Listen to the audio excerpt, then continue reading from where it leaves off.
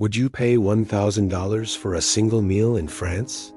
Not just any meal, but a culinary performance, a theater of flavors, textures, and aromas that unfold slowly, course by course, as if time itself has agreed to pause for you. In the world of haute cuisine, a $1,000 dinner is not simply food on a plate. It is history, art, craftsmanship, and exclusivity served in porcelain and crystal. Tonight, I'm taking you inside that world. Our journey begins on a crisp evening in Paris, where the streets glow under the warm light of lampposts and the faint aroma of butter and freshly baked bread drifts from hidden patisseries.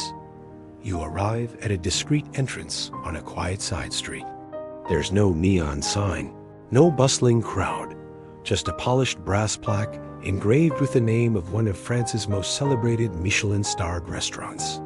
This is where your evening begins.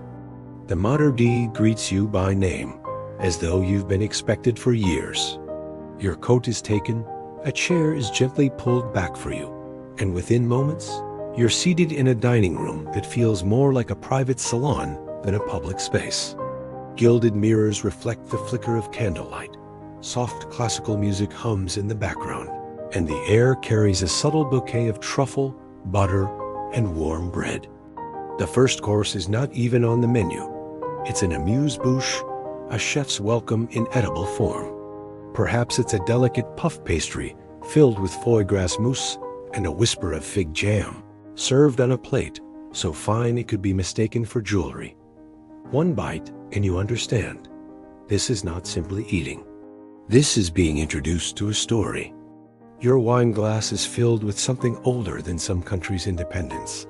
A vintage champagne, its bubbles rising like tiny strings of pearls. Each sip is crisp, delicate, and almost impossibly perfect. The sommelier doesn't just pour. He explains the vineyard, the soil, the weather conditions of the year it was made, as if reading you poetry from a bottle. The main courses are a slow procession. One dish might be a lobster tail poached gently in vanilla-infused butter, accompanied by baby vegetables, carved into perfect geometric shapes. Another could be pigeon en croate, a tender, gamey bird wrapped in golden pastry, its rich juices mingling with a sauce made from centuries-old French recipes. And then there's the star of the night, perhaps a rare cut of Wagyu beef, finished with black truffle shavings so aromatic they seem to perfume the entire table. Between courses, you're never rushed. There is conversation, the clink of silver on porcelain, the slow pour of wine. The waitstaff moves like dancers, silent but present, refilling glasses, adjusting cutlery, and ensuring your experience is seamless. Dessert arrives as a performance. Maybe it's a sphere of delicate chocolate that melts when a stream of warm caramel is poured over it, revealing layers of fruit, cream, and sponge hidden inside.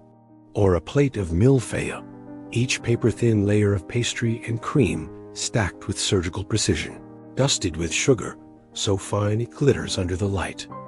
By the time coffee is served, not just any coffee, but one sourced from the rarest beans and brewed at your table in a gleaming silver pot, you realize you have been here for hours, yet time has vanished. But what makes a $1,000 meal truly worth it isn't only the ingredients.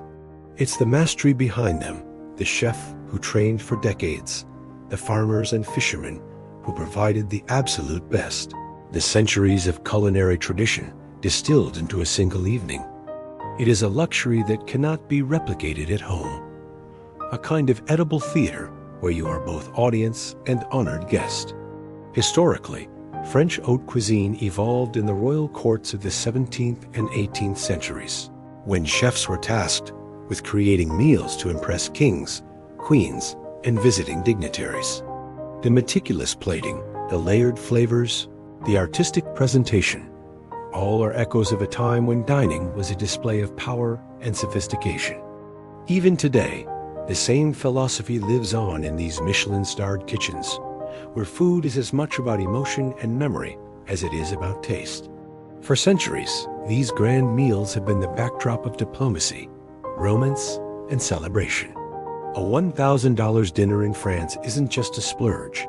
It's a passport into a tradition where every bite connects you to a legacy of elegance, refinement, and the belief that food, at its highest form, is a work of art. Behind those gilded dining room doors, the kitchen is a quiet storm. White-jacketed chefs move with a kind of urgent grace, speaking in hushed French as they plate dishes with tweezers, ensuring every garnish is placed at the perfect angle.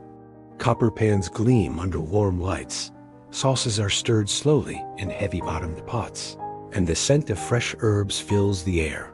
This is not chaos. This is choreography. Each ingredient has its own passport.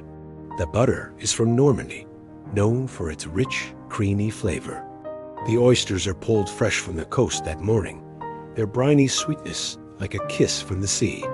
The truffles were found just days ago by a farmer's trained dog in a forest, so secret that even regular customers aren't told its name. Every element on your plate has a story, and those stories weave together to create the narrative of your evening. As you savor the last bites, the chef himself may appear at your table, a tradition in many fine French establishments. He'll ask if everything was to your liking, but in truth, it's not a question. It's a gesture of pride, a final handshake between creator and guest. Stepping back into the Paris night, you feel different. The cold air carries the aroma of fresh baguettes from a nearby bakery. Streetlights shimmer in puddles left by a light rain, and the hum of the city feels softer somehow. You carry with you not just the memory of flavors, but of an evening where every detail, from the cutlery to the candlelight, was crafted for you. In a way, this tradition is the modern echo of an ancient truth. In France, dining has always been more than sustenance. During the reign of Louis XIV, the Sun King, grand banquets at Versailles weren't just meals. They were theater designed to impress ambassadors, woo allies, and display the power of France. In the 19th century, Parisian cafes became the salons of thinkers, artists, and revolutionaries, proving that a meal could spark ideas as much as satisfy hunger. And so, a $1,000 dinner in France is not about the money. It's about belonging, if only for a few hours, to a centuries-old tradition of pleasure, artistry, and celebration.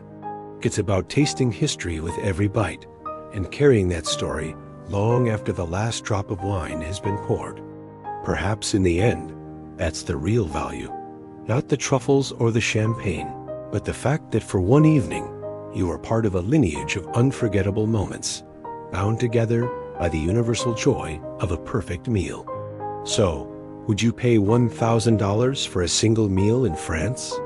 Perhaps the better question is, can you really put a price on an experience you'll remember for the rest of your life? If you enjoyed this journey, stay with me, because next time we'll explore another corner of the culinary world where taste meets opulence.